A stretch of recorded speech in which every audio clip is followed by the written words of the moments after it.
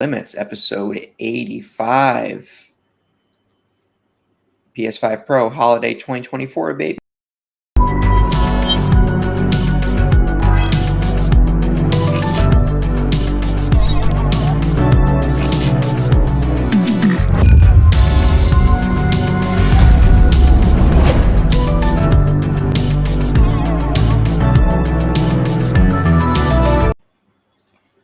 Hello, everyone.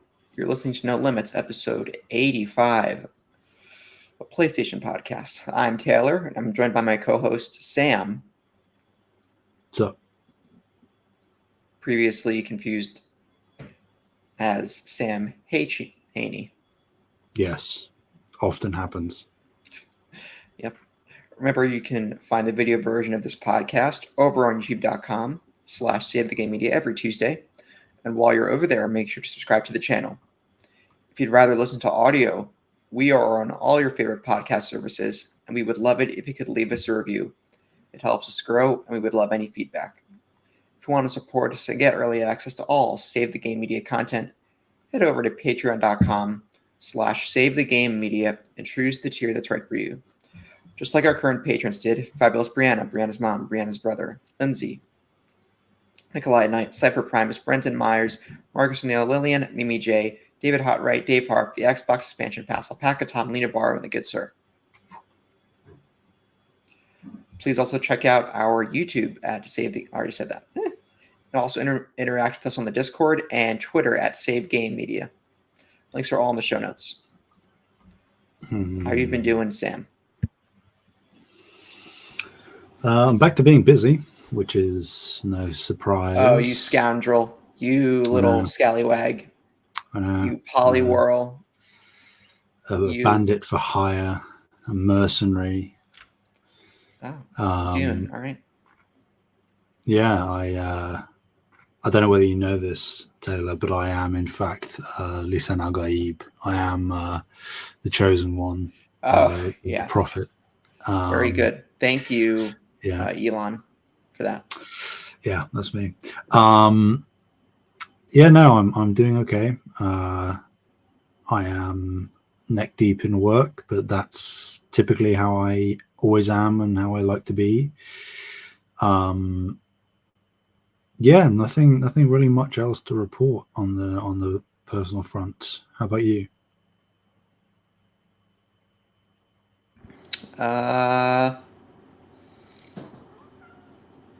Let's see. Things have stabilized a little bit at work. Very nice weather here lately. I'm not just saying that to divert conversation, but it was actually an extremely nice week and weekend. It hasn't been this sunny and nice since before winter started. Getting outside. That was great. I've been reading more of my noir book. I'll finish it today. Oh. Yep. Very Top nice. is excited about it.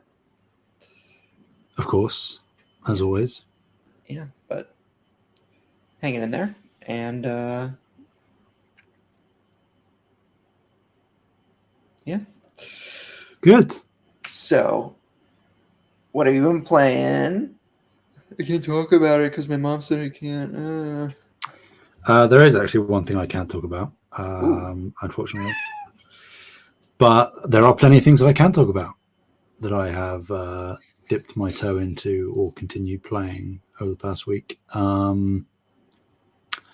I have continued to play a little bit of Rebirth as I sort of round out my coverage for IGN. So jumping back into chapter select and tackling a few different things. That's fun. I do need a break from it. I've been on overload for a month or so now, so I need to step away. I will probably go back to it. I'm invested enough now where I probably will go back, play remake all the way through, and Hell then, yeah. I'll probably then wait till part 3 to replay Rebirth. But I might, Taylor. Rebirth is looking a bit tough, I must say, bit demanding. But as far as I can gather, remakes Platinum isn't that bad.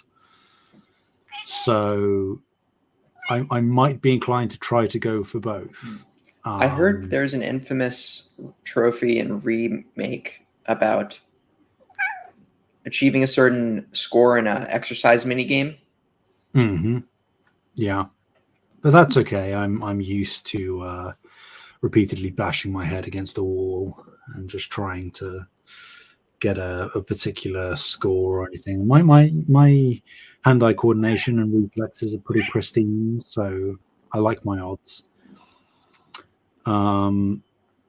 What else? I finished playing through and in fact platinumed Pentiment. Oh, hell yeah, Sam. Yeah. I knew it was for you.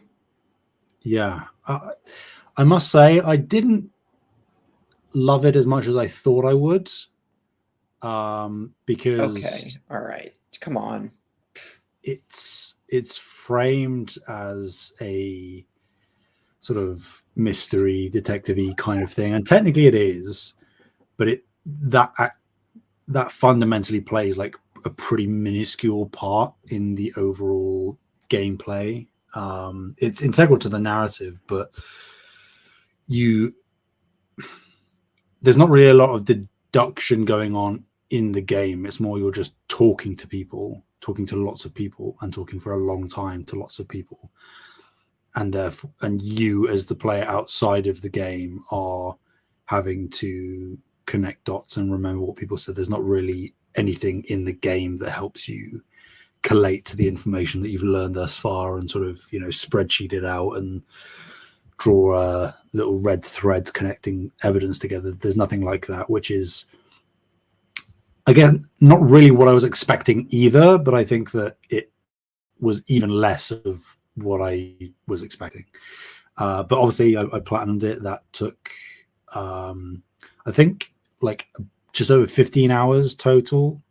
I did obviously a full playthrough, and then there was one or two miscellaneous things that I missed, and thankfully it was early on in the game, so I just started up another run and got those sorted. So that's that. Haven't been playing it yet, obviously, because it hasn't released, but I am looking forward to within a day or two of recording Hi-Fi Rush coming out. I will be playing that. I've got that pre-ordered, so that will be fun. And the only other thing I've been playing, Taylor, is the Star Wars Battlefront Classic Collection. You're not the only one. So is our X-Talk counterparts. Yes, indeed. And obviously that has been rife with controversy since it released. I can't say I'm surprised. I would have thought that we probably should have all expected this, that it was going to be rough. Obviously the just complete lack of servers is a very strange oversight. Even if they try and claim it on a technical fault, I'm not sure how there could be 3 servers that are live and then nothing else. That's a bit odd. But regardless of that, it hasn't affected my experience with it thus far. Like, it runs fine for me, and I'm only really there for the single player solo stuff anyway. So I haven't dived into the multiplayer aspect of it, though I will likely try it out potentially when it's a bit more stable, because I don't want it like potentially like bricking my console or something. Not that there's been reports of that, but I'm just always very apprehensive with multiplayer titles in that regard. But no, I'm having a lot of fun. I've gone through a couple of Galactic Conquests. I've done the tailored solo campaign in both Battlefront 1 and Battlefront 2. Yeah, it's nice to just be able to play a game that was so integral to my childhood, and it's just there on my PS5 dashboard. It's not a physical PS2 disc that I have to crack out and then make sure my PS2 is plugged in, and all the VGA cables and stuff. They're all sorted. It's like, we don't need to do that. That's one of the few good things I will admit about the digital revolution is that if handled correctly, it makes access to some of these games far more efficient, which is nice. So that's me. That's what I've been playing. What about you? Nice. I am still playing Microsoft Flight Simulator. I don't think Of it's gonna. course. I don't know. I don't know if that's gonna stop anytime soon. So it might just be an evergreen game that I'll be playing week by week. Maybe just assume as the weeks go on now, I'm playing Microsoft Flight Simulator. Yeah. And if there's anything notable in Flight Sim I did over the past week, maybe I'll mention it. Yeah. Okay, In the same way that there's always going to be something I can't talk about, you will always be playing Flight Simulator. Right. Yeah. Other than Flight Simulator, I've gotten back into Control.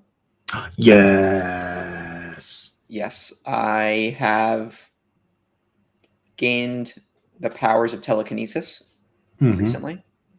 So, yeah, I recently came out of Hi, Tom.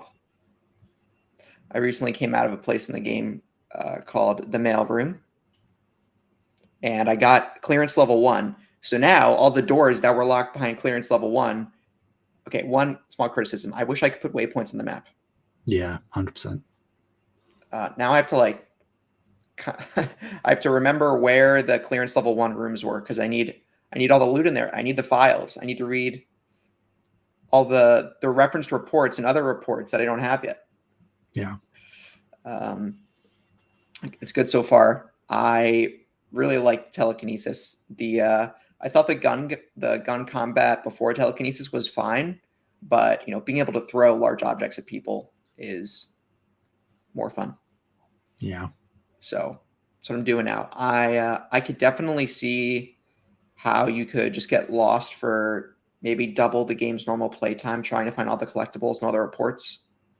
I don't think that's what I'm going to do. I'm just going to try to backtrack myself and find as many doors that I wasn't able to access previously as I can. I know there was a lot towards the beginning of the game, especially when you walk into the. Yeah. I guess do we call it the headquarters, or do we call it the oldest house? Or I guess they're both synonyms. I mean, from what I've read. They're interchangeable. It's mainly the oldest house, but it is also the headquarters. So, right, it's I wonder what's the name of the house again in. My cat was rubbing the mic. What's the name of the house again in Alan Wake? We don't just call it Bright Falls. It's in particular. Doesn't the house have a name to it? Like we call the house something. I'm not sure. I mean, there's. Okay, so hold on. I was just Googling it, making sure I wasn't about to spoil myself. So that was a risk. But there's a YouTube tutorial and a YouTube playthrough, and the title of the playthrough was Alan Wake #1, the oldest house in the lake. Alan Wake is in episode 1 of their playthrough, but it said oldest house in the lake. Or no, sorry, it said old house on the lake. I wonder now, at one point, I wonder if this is the thread that connects Control and Alan Wake, or part of it, was the house on the lake in Bright Falls, where Alan Wake and his fiance, right? In that first game, it's his fiance, or is it his his wife? Wife, yeah. And his wife live before things go crazy. Was that house one of the locations of the oldest house? It's certainly, in the context of Control, it certainly would qualify as an altered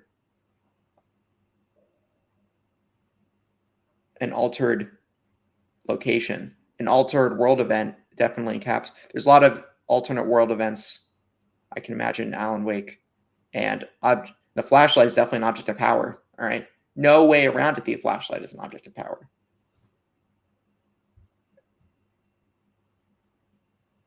These lips are sealed. I am so excited to see the thread that connects these universes. And I'll be excited for Alan Wake 2. But Yeah, Oh, yeah. Control is the X-Files I needed. Yeah, 100%. The X-Files, Stranger Things. Yeah.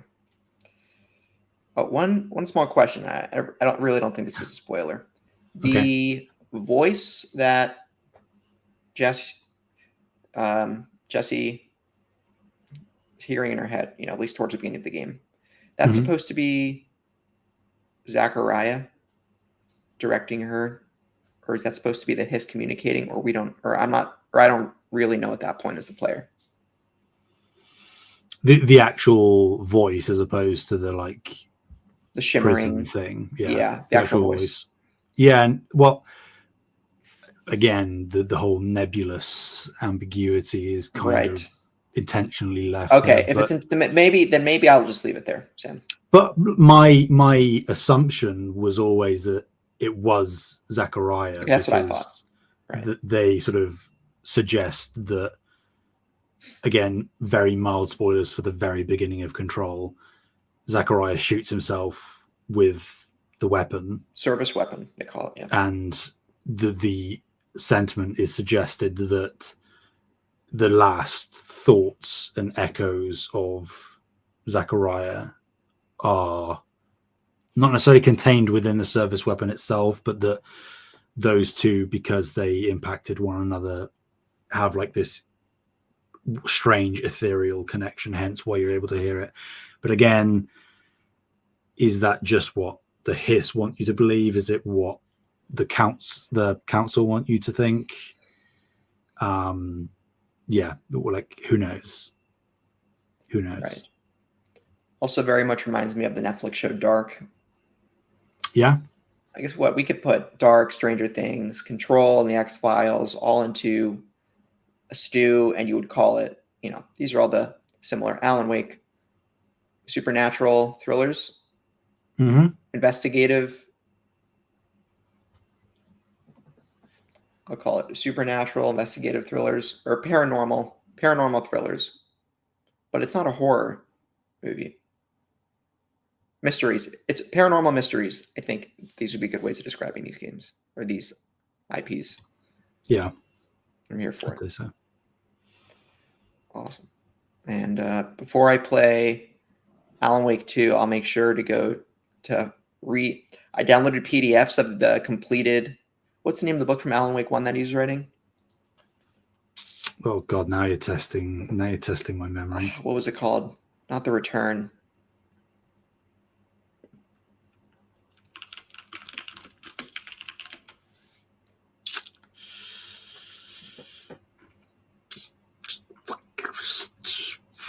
Yeah, it's not coming. It's not gonna come to me. That's not far off.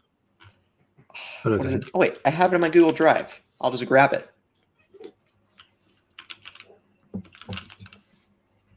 I think it's called Return. No. Let me see. I gotta understand. Here we go. I have an Alan Wake folder. Of course I do. Departure. Departure into the dark place is what we call spooky Bright Falls. Not to be confused with Night Falls, which is a great TV show. Yeah. Oh, there's some TV stuff in Control, Sam. I watched an odd puppet show. Oh yes. Pretty disturbing. Yeah. I also enjoy the the posters on the walls that remind me of the BioShock Fallout effect, where it's are you sure that's a stapler? Or is that an altered object? Or is that an object of power? Make sure you clock out, or you don't have any time shift issues, or you don't I don't know. I forget exactly what it says, but it's like tongue-in-cheek stuff like that. Yeah. Did you notice as well a very not significant detail, but just a very nice attention to detail that is kind of like, oh, this is a bit spooky. As soon as Jesse picks up the service weapon and takes over as director, all of the portraits pictures, yep, become her. Yeah, I saw that. That was great. Yeah. Yeah.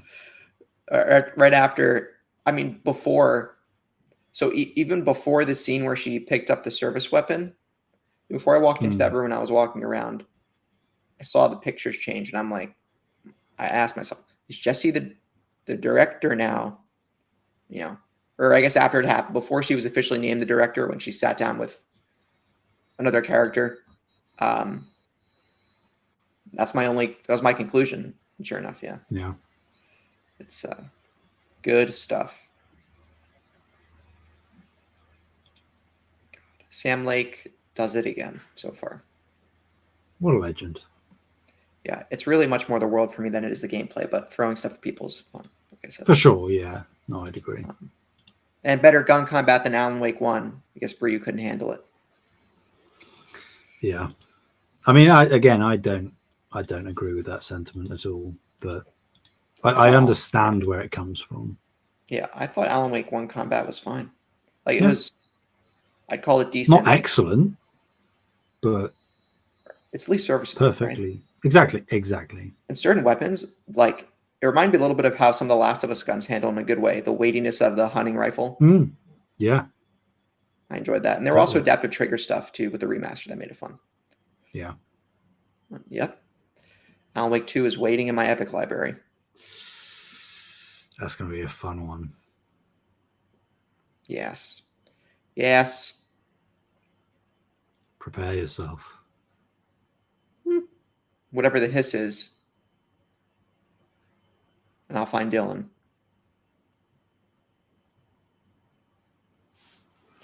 Anyway. Good chat, Sam. I guess we should probably go over to what happened on PlayStation this past week.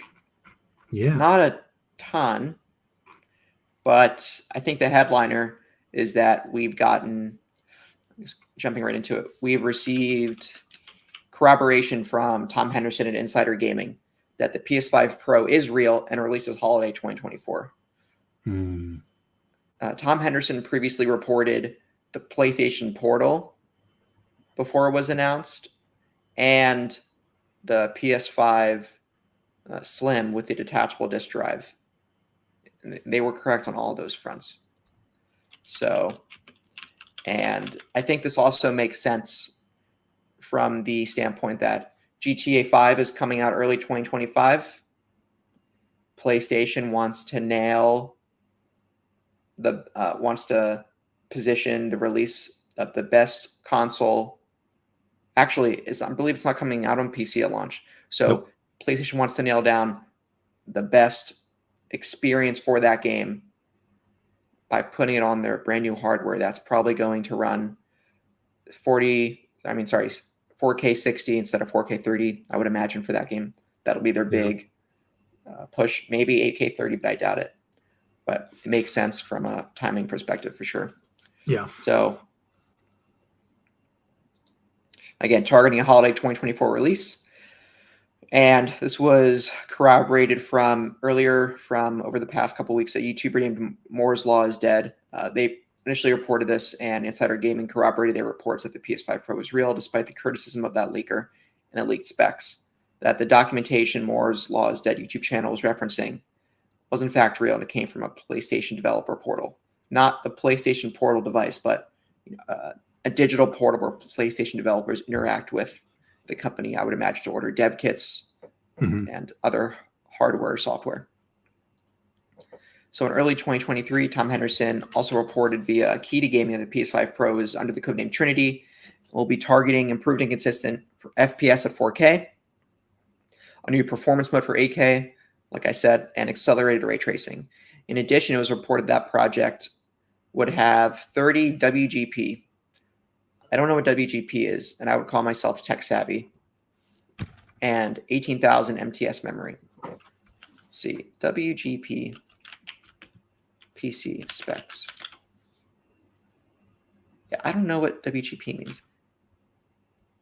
Anyway, the newly leaked documents also confirm that the PS5 Pro will render 45% faster than the PS5,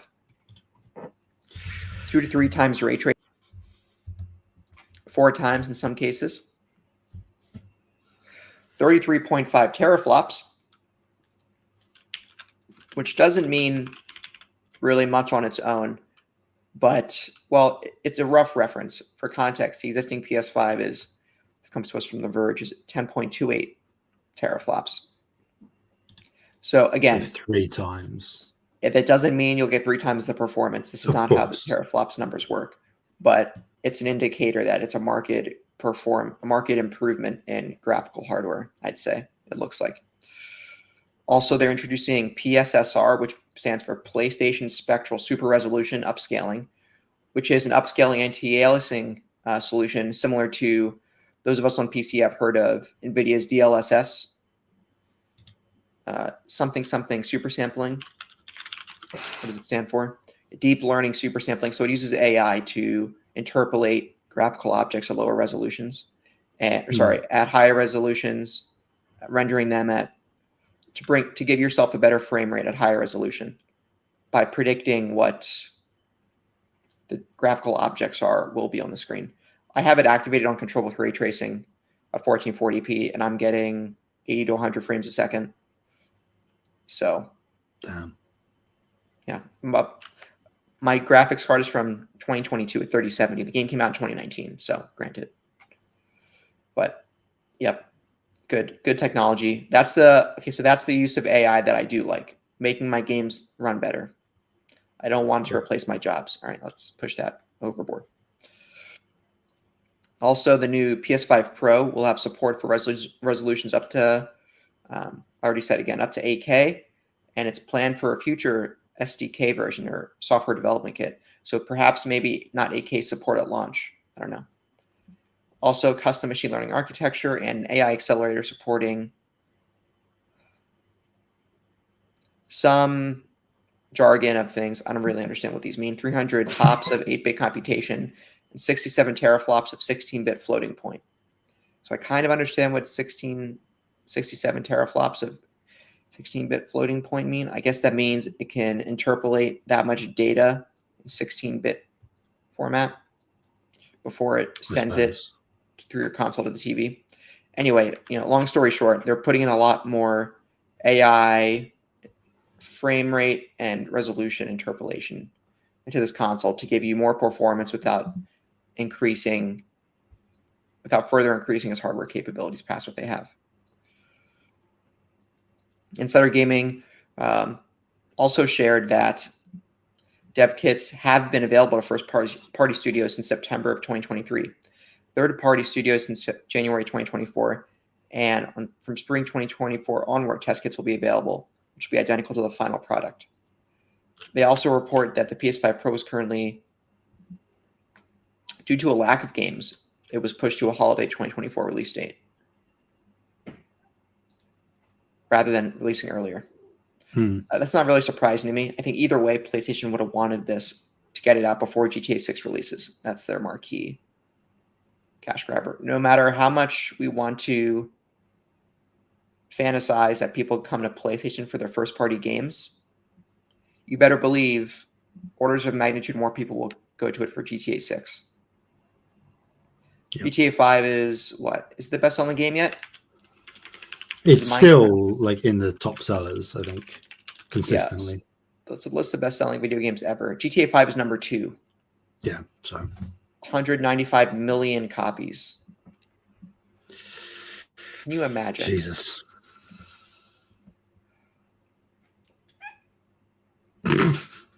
That's ridiculous. Not to be, and at number 6 on the list, 1, 2, 3, is Mario Kart 8 Deluxe. So number 7 on the list is Red Dead 2. 2 Rockstar IPs in the top 10 games of all time. Yeah. Yep. Okay. And number 100 on the list, or number 50 on the list, is Nintendogs.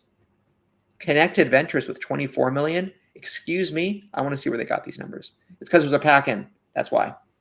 Why didn't we get PlayStation Move Sports, Sam? I don't know, Taylor. I don't know. With my Wii controller with a ball on the end of it. Yeah. There's weird decisions. I will say I've discovered what WGP stands for. Windows Game Pass. Yes, surprise, surprise. It's work group processors, which refers to large clusters of GPU cores. So the PS5 Pro supposedly has 30 of those, 30 large clusters of GPU cores. Yep. Yep. Interesting. Oh, it's part of RDNA. So it's specific to AMD's system on a chip solution for PlayStation. Whereas Nintendo is actually working with NVIDIA for their next Switch. Xbox also works with AMD on their system on a chip. Yeah. Yeah, it's interesting time. PS5 Pro has been rumored for a long time. Kind of like a given, I think, from the beginning that this kind of thing was going to happen. I know that there were some that maybe thought that they might skip out just because of how different this gen has been, but realistically there's been no indication that Sony isn't just going to essentially, as much as they can, continue business as usual and for what has worked for them in the past, which is in the middle of a console's life cycle releasing a pro updated version.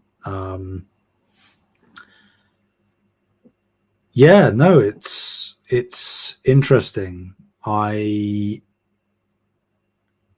understand.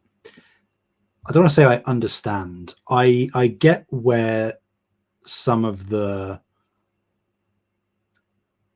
pushback is coming from, but I think even if devoid of everything else, you look at this as solely a GTA 6 play, that it's like a no-brainer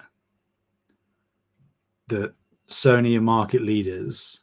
They are going to have marketing rights to GTA 6 as well, because they have the pre-established relationship with Rockstar that was announced at the beginning of the gen in the very first PS5 showcase. You would imagine that is going to continue, considering that they are the platform with the largest install base outside of PC. So Rockstar will go where the money is. I just because an individual person isn't going to buy the PS5 Pro, like you as a person might be like, well, it's a bit of a redundant piece of tech, I'm not going to buy it, why would I need it?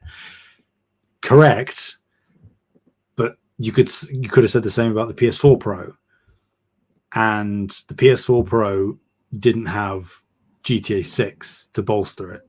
I disagree on the PS4 Pro. The PS4 needed a Pro model way more than the PS5 needs a Pro model. Oh, that's not in contention. I agree, but my point is that the PS5 Pro will do better than the PS4 Pro, and I'm happy to eat my words if I'm wrong, because it's got GTA 6.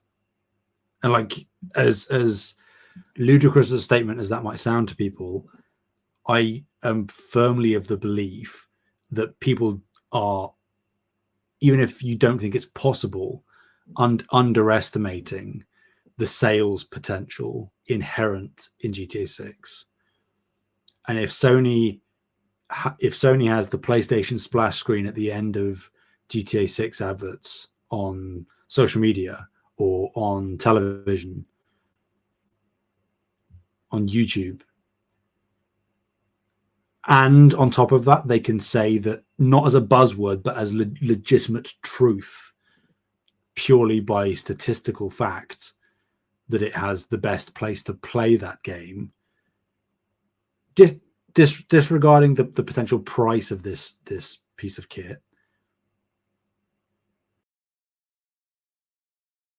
alongside the reality that we are probably going to get a showcase this year that shows the triumphant return of first party going into next year, I don't see a world where this flatlines or where this fails. I think this is just going to propel Sony to even greater success. Will it do gangbusters? Probably not, but then most pro consoles don't. But is it probably going to still make Sony a lot of money? I would say almost guaranteed. So I think it's smart. And on top of the fact that realistically, we're probably looking at a reality where Xbox isn't going to have a comparative upgrade option, for if all indications are to be believed, that they aren't doing a mid-gen refresh, like a pro version. I don't know, man. I think the stars are aligning for them. I think I agree. I just wish it would be nice to know my box had parity with the rest of the boxes that are running the games I'm playing on it. If I'm buying for a console, I should say, with the PC, you're buying in knowing there are people who will have better PCs than you, worse PCs than you, and you are where you are. On a console, or let me reframe it this way. I don't want the PS5 base model to be relocated to 4K 30 performance for the rest of the life cycle after the PS5 Pro comes out. That's my concern. I don't think it would happen on PlayStation first party games, considering how well Insomniac, for example, has been able to optimize for the base model.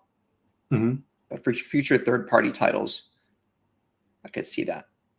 But I don't know. I think, 4K 30 certainly isn't going to be mandated because there's always performance modes that has actually that's true. You're right. Upscaling 60 FPS, from 1080p or whatever. And obviously, I agree that like first party will probably be the most consistent in terms of offering a breadth of options or trying to optimize as best as possible.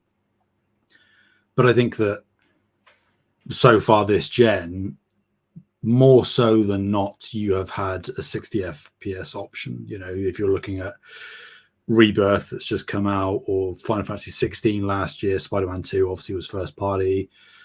And there are exceptions, like I think Dragon's Dogma is locked to 30 on consoles. I could be wrong. I haven't really paid attention, but I think I've read that Dragon's Dogma is hasn't got performance, hasn't got modes for performance. I think it's just a general.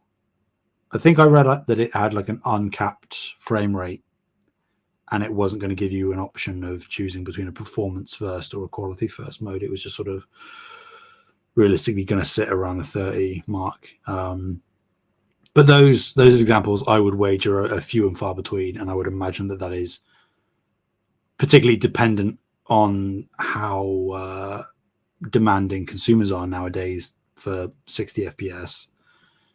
I don't see that the PS5 is going to be left in the dirt in that regard. I'd be very surprised if there was like a regulated 4K 30 being imposed going forward, purely because the Pro model exists and that devs have access to that to greater tech.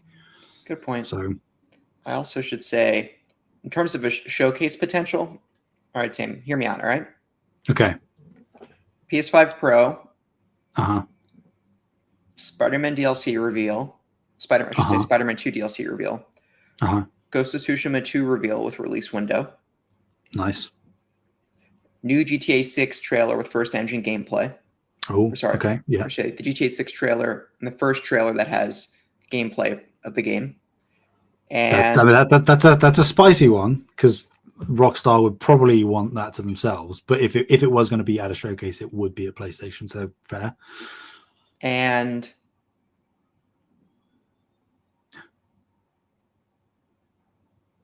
I don't know. Maybe let's just leave it there for now. I could see that being a showcase this year. Maybe I don't know. that there could be even just a splash screen title card for Naughty Dog's next thing. I was thinking about that, but I didn't say it. I was thinking of Santa Monica, That San too. Diego, or Naughty Dog. Their next project gets revealed. I think I mean, as we often do, I've pondered this more and more as we sort of build up to realistically probably when we're going to start hearing about when a showcase is scheduled relatively soon, like within the next month. I'd imagine we'll probably hear ruminations. Not that it's going to happen within the next month, but sort of the timeline for when we might see a showcase. It's always about having fun and like spitballing and aiming for the stars, right? And that almost always will lead to disappointment. I think realistically, considering how poorly last year's showcase was received, they aren't going to go all out, but I would imagine that they will maybe tease a little bit more than they might otherwise.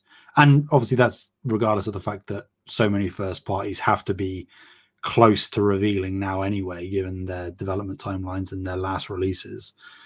So I think like a couple of new reveals is reasonable. I don't think they'd relegate it to just one.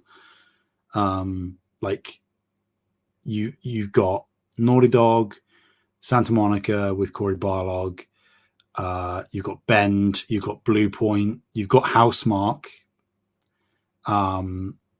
you've got a number of different studios, even the newer ones, like Concord is technically meant to be this year. Do we see more of Fair Games from Haven? Do we see another splash of Marathon from Bungie? There's a whole lot that they could show, and I think that we're coming from the perspective of consumers. We're always wanting something to co-align, but I think that realistically, even them as the corporation would want something there. So assuming that this is correct, that the PS5 Pro is launching end of this year, sort of around November, let's say, do you think they're going to have something? Obviously, they've publicly said no new entries in big existing like keystone franchises until April next year. But do you think they have something? Because it could be a new IP. It could be a smaller game like an Astro. That could be a launch title for the Pro. Not exclusive to the Pro, obviously, but something to coincide with the release that is maybe like a package bundle-in thing to help sell the console. Or is it realistically probably going to be the case that the tech will sell itself merely on the prospect that within a couple of months, hopefully maybe, of this Pro console releasing, you're going to be able to get GTA 6 on it? Because that could be enough to coast in the same way they've coasted for the past few months off of Spider-Man 2 and now into Rebirth and whatnot. I think it would be prudent if they offered some incentive, whether it's GTA 6 early access, GTA 6 perks, PlayStation Plus bundle, other game bundles. I know on one of our previous episodes recently, Sony said, our bundles are killing us, kind of thing. Or they're hurting our profit margins. Yeah. Well, I don't know. I guess, right. What's the incentive for PS5 Pro? The biggest push is GTA 6. If they really market GTA 6 as best experience on the Pro, and Rockstar's marketing, if they have that marketing deal behind closed doors, then it'll do its thing and it'll sell just fine. Without GTA 6, I think it has a tougher time. Yeah, they definitely need something if GTA 6 wasn't coming. But I think the fact that GTA 6 exists and we know it's probably like Q1, maybe Q2 2025, I think they can just sit back and relax, so to speak. Right. And you better believe I'm playing it. TBD for me, but probably eventually I'll get around to it. I've never been a GTA guy. I think I've said that before. But if the gameplay shows up and it's like completely mind blowing, then I might not have a choice. I might have to. But I'm not aching to play the next GTA. I am. Good for you. I have been waiting for 12. Well, not yet, but will be 12 years, Sam. Yeah. One of my fondest memories, GTA 5, is downloading it behind my parents' back and playing the hell out of it. Just cruising around on my, not Bugatti, but in-game Bugatti, basically Veyron, trying to find all the best drops of where to find things. Going off a BMX bike at the top of Mount Chiliad. Flying a plane, basically flying a huge military plane out of the military base, successfully flying and landing the fighter jet in Trevor's hangar and keeping it there. Good times. Oh, yeah. Anyway, we spent a hell of a lot of time talking about First Story, but then we entered to showcase talk, but it was good. Sam, what's going on with the PlayStation Plus catalog editions for March? Yes, we have, of course, the regular monthly updates to the catalog. So all the following titles will be available March 19th, 2024. So for PlayStation Plus Extra and Premium, you have NBA 2K24 Kobe Bryant Edition, Marvel's Midnight Suns, Resident Evil 3, Lego DC Supervillains, Blood Bowl 3, Super Neptunia RPG, and Dragon Ball Z Kakarot. Of course, all of those titles are available on PS5 via backwards compatibility if they're relegated to PS4. The only one that is relegated to PS4 is Lego DC Supervillains and Super Neptunia RPG, but of course you can play them on either system. For the Premium Classics edition this month, we have Jak and Daxter: The Lost Frontier, Cool Borders, God's Eater Burst, Phoenix Wright Ace Attorney Trilogy, and JoJo's Bizarre Adventure All-Star Battle R. And then another little addendum. My Hero Academia Season 1 access. Beginning on April 1st, My Hero Academia Season 1 will be available on Sony Pictures Core to PlayStation Plus Premium and Deluxe members. Additionally, select series from Crunchyroll will be available to PlayStation Plus Premium/Deluxe members via Sony Pictures Core in the following additional regions beginning March 13th. They are as follows: Mexico, Spain, Belgium, Luxembourg, Germany, Austria, Switzerland, Italy, and France. Any of these speaking to you, Taylor? Well, Sam, considering my PlayStation Plus subscription expires in 4 days and I'm not renewing it. I knew the answer was coming, but I just... If I were renewing it, I'd check out Kakarot. I still want to play Kakarot one day. I'm a sucker for Dragon Ball Z, and Akira Toriyama's recent death has put it front of mind again. Yeah. Yeah. Well, as somebody who is, of course, probably never going to leave PlayStation Plus, I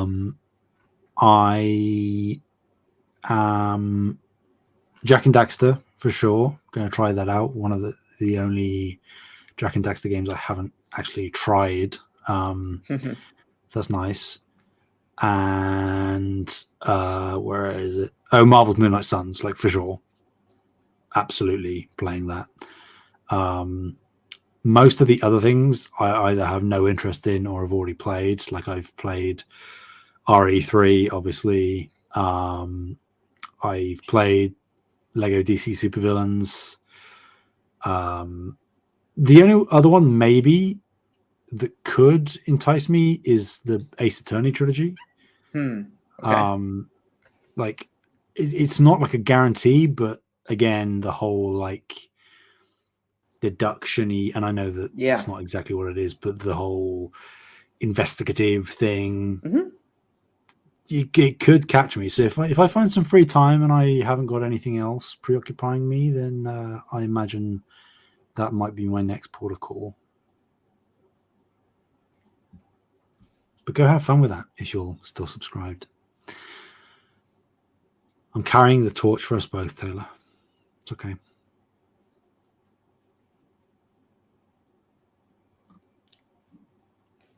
It's all right, Sam. Yeah. You got it. But Midnight Suns actually does look cool. And it's the only game with one of my favorite Marvel heroes, Ghost Rider, in it in recent memory. Mm-hmm. Yeah. We need a new Ghost Rider movie that's good. Well,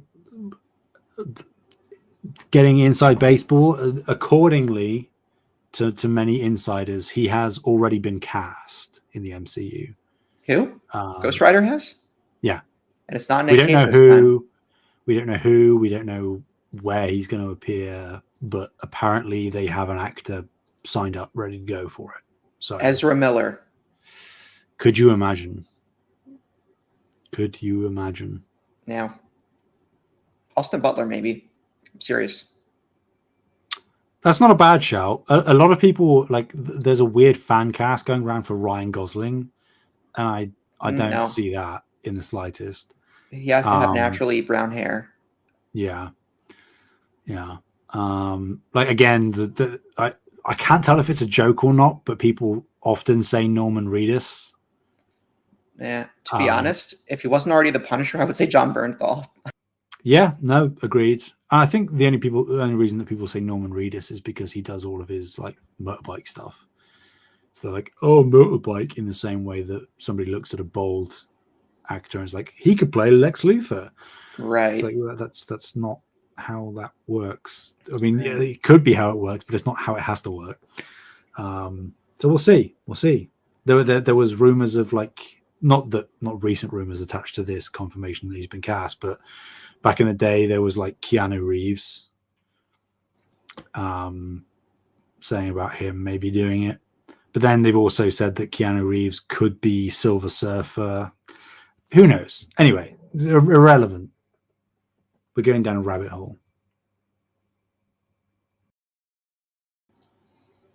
Yes.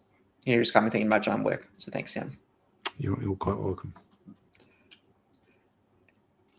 Anyway, speaking of Marvel, a trailer for Insomniac's canceled Spider-Man game has leaked over the past week. The trailer shows multiplayer. Sorry, this comes to us from Kat Bailey at IGN. And the trailer shows multiplayer version of Insomniac's Spider-Man games with Miles Morales and Gwen Stacy, Spider-Gwen, among the playable characters battling the Sinister Six. And it looks to have been a 5-player multiplayer game built on live service, similar to Naughty Dog's canceled Last of Us multiplayer game for factions. And the multiverse appears to be related to character customization. And also when it comes to justifying how those characters exist, story-wise, I wouldn't be surprised if they made multiverse alignments with Spider-Bot missions and such. Yeah. And yeah, it was Spider-Man The Great Web was never formally announced. The trailer leaked seemed to be essentially a concept intended for internal use, and its quiet cancellation comes among a broader shift by Sony to move away from live service games despite the success of Helldivers 2. Ultimately, it's unclear why Insomniac decided to cancel this game. However, remember in December we had a leaked roadmap for the next several years from Insomniac's, I believe it was ransomware incident. Mm-hmm. And in its own statement explaining the cancellation of The Last of Us Online, Naughty Dog said they framed their decision as a choice between prioritizing the legacy of single-player narrative games and live service games, which requires a tremendous amount of resources to support over the long haul to do both. So, no Spider-Man multiplayer. It's right, Sam. We got Suicide Squad at home, right? Yeah, I Does do. the job. God, I love that. You know, I'm a shill for Suicide Squad, Marvel's Avengers too. I'm still on that train. You know, ride or die. So if I'm, if the existence of Spider-Man: The Great Web meant it took away from the quality of Insomniac's future projects, I would have canceled it every day. Yeah, yeah. In the same way that people have said that Factions was probably going to be one of the few live service swings that might have actually connected. I think that inevitably the Great Web, or whatever it ended up being called, could easily have worked as well. Just inherently because of the IP attached, that people would buy into it. But I said in the Discord when this trailer leaked, there was actually technically two trailers, because it was part of like an internal kind of proof of concepts, like pitch, I think, internally to Marvel, Disney, and Sony. But I said when it leaked in the Discord that I'd rather have several excellent games from Insomniac over the course of the next several years than one or two alongside this being sustained. I think that Sony first party has done an incredible job of releasing very high quality polished products that also don't nickel and dime you. There aren't microtransactions in Sony first party games. Obviously that would change with the advent of new live service titles. That will change. But I think that, like, I don't know, it might sort of sully the reputation of this particular IP. I feel like that's kind of weird, like, especially because of how vocal Insomniac specifically have been about not wanting to monetize suits in the game and whatnot, which is a very easy thing that they could do, even in the single player games that we've had thus far. They could very easily monetize fan favorite suits. And could you imagine the amount of money that they would make if they sold you the Raimi suit, like both the red and the black version, for like $5? The easiest way for Sony to piss me off is if they monetized every suit that wasn't the base suit and made them $5 a pop. Yeah, which there is a world where that can very easily happen. It would behoove them financially to do that because Sam, it would be guaranteed money. Right. Counter-Strike Global Offensive, Sam. Yeah, exactly. But they don't do that. And I think that is a good thing. And as short, I guarantee if this game came out, we would have had a good amount of fun playing it. But just channel all of that work into the other stuff that you've got going on. Spider-Man 3, you can incorporate, as I'm sure if people have played Spider-Man 2, you can very easily incorporate elements of this, not necessarily specifically a multiplayer component, but narrative elements and whatnot into Spider-Man 3. Obviously, Wolverine is set in the same universe as Spider-Man. And not that I'll overtly name them here, but if you've seen the roadmaps, there are other games within this universe that will be coming. So I'd rather just have them expand out in that way and give us projects of different sizes and scales and price points than have to attach themselves to a ball and chain that will drag them and slow them down, that would inevitably come with a title like this. So did it look good? Sort of course, for a work in progress trailer, which is what it was. But I'm not sad that it's not going to see the light of day, personally. Wow, Sam. Well said. I think I was going to say something I was going to say. I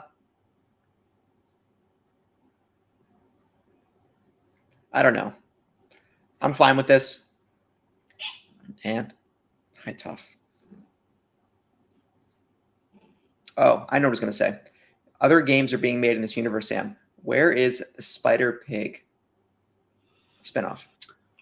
Or is he called Spider like Port? a full-on spin-off game, sort of like a Miles Morales Spider-Pig game. What's he actually called? Spider?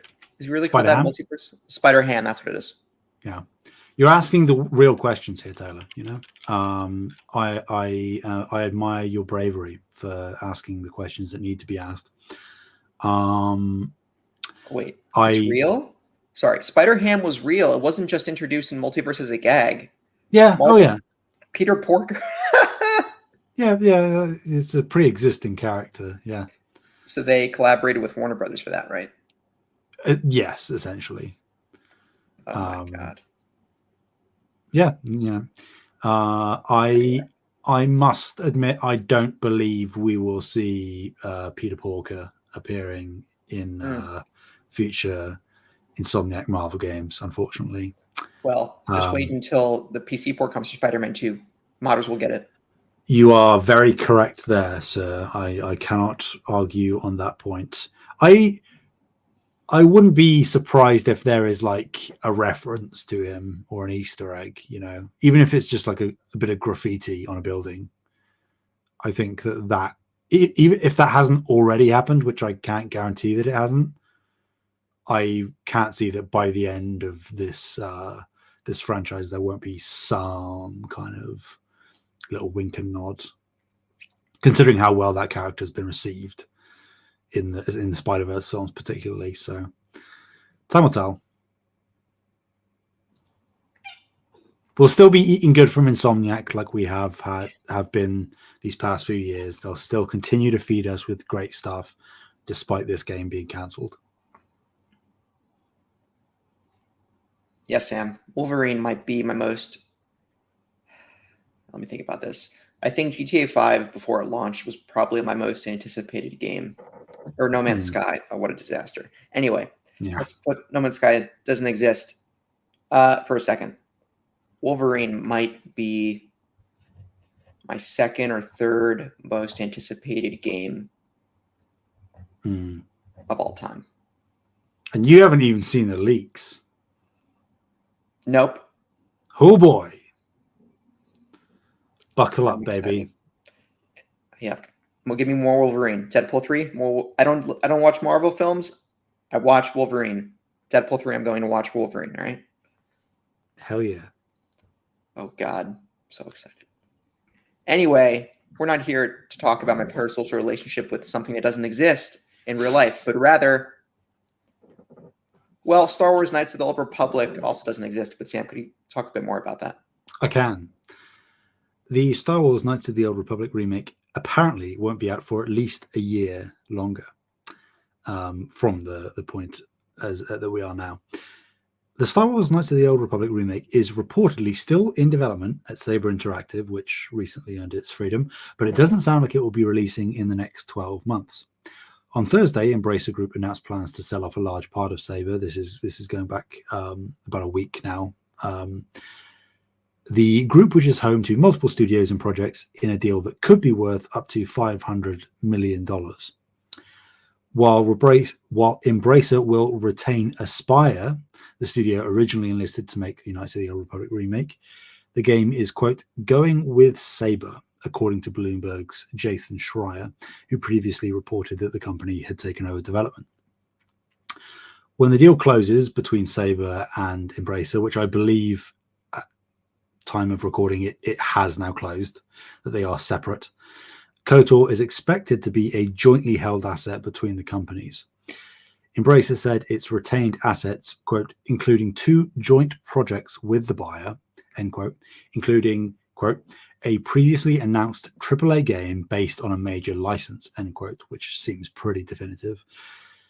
In a conference call discussing the deal, Embracer CEO Lars Wingfors, I think is how that's pronounced, Wingford, was quizzed, about the jointly held AAA project. One analyst asked if it was expected to come out in the next 12 months or whether it was a more distant release, and Wingford said no. I think that kind of game needs some deep love and respect. So without giving full color, I think it's some time left until that is released, end quote.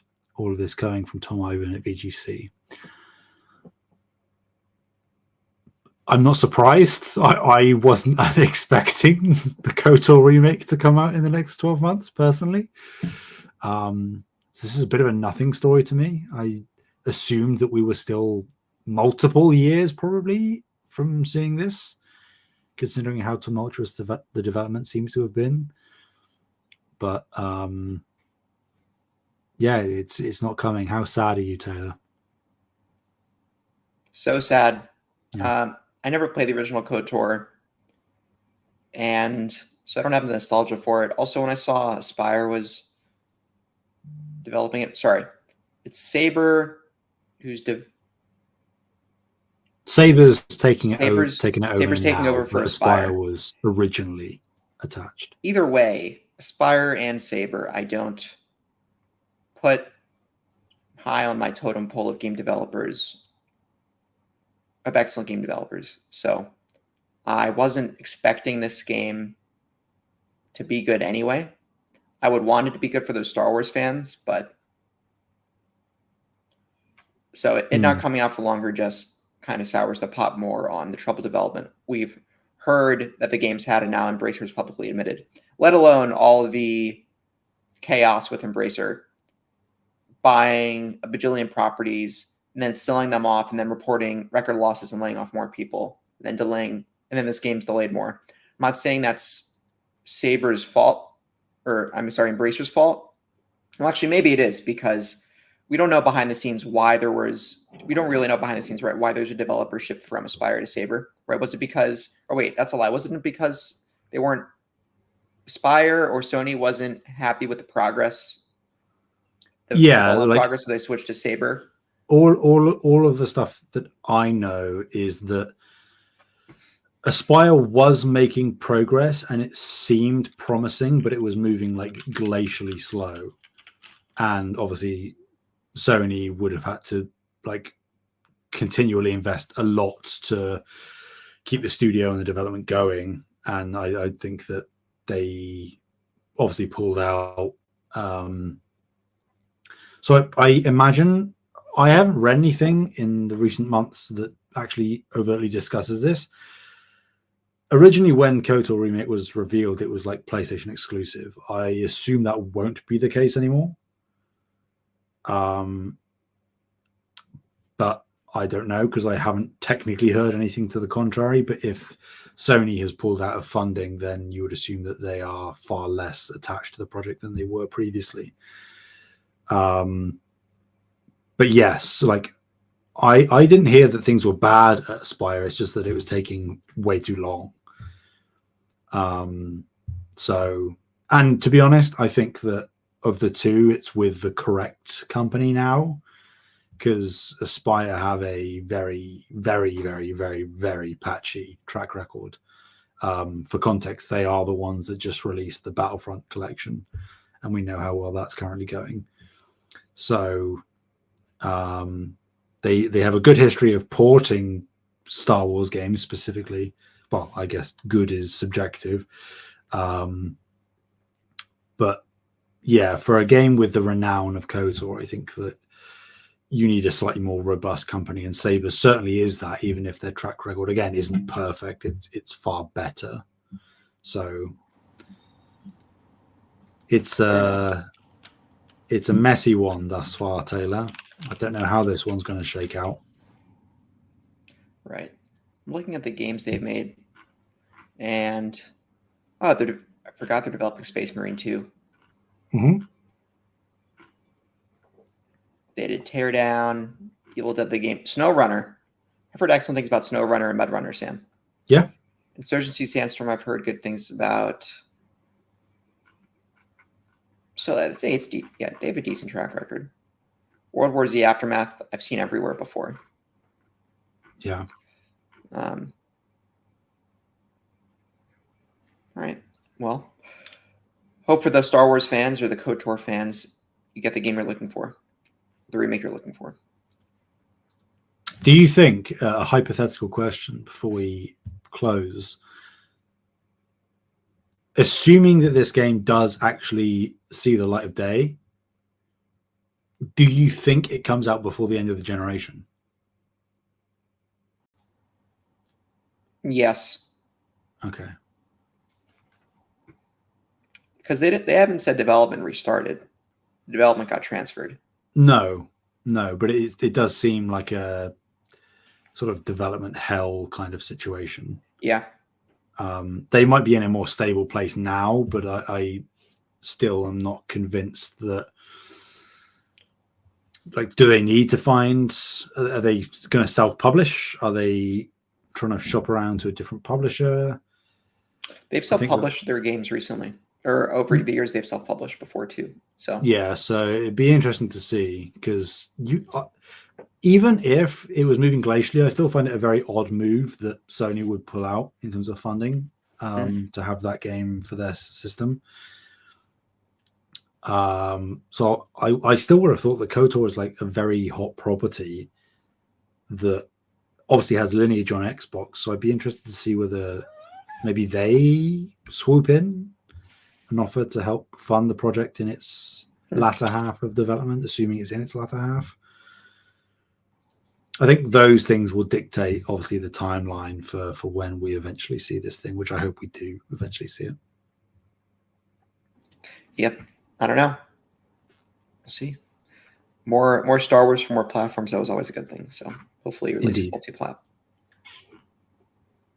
But yeah, other than that, I think we'll go into the outro. Thank you all so much for listening. Again, this has been episode 85 of No Limits. You can find us on YouTube at Save the Game and Media, Discord at with the link in the show notes, Twitter at Save Game Media. Links are all in the description. Where can people find you, Sam?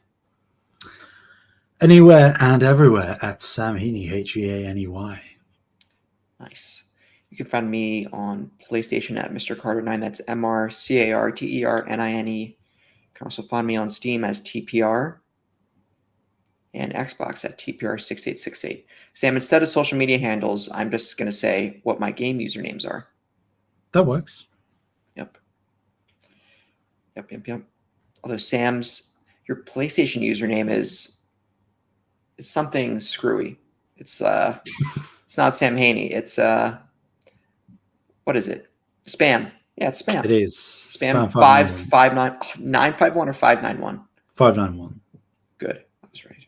But it's set up in a way where if you search Sam Heaney, it will show that profile anyway. Oh, you dog, you. Nice.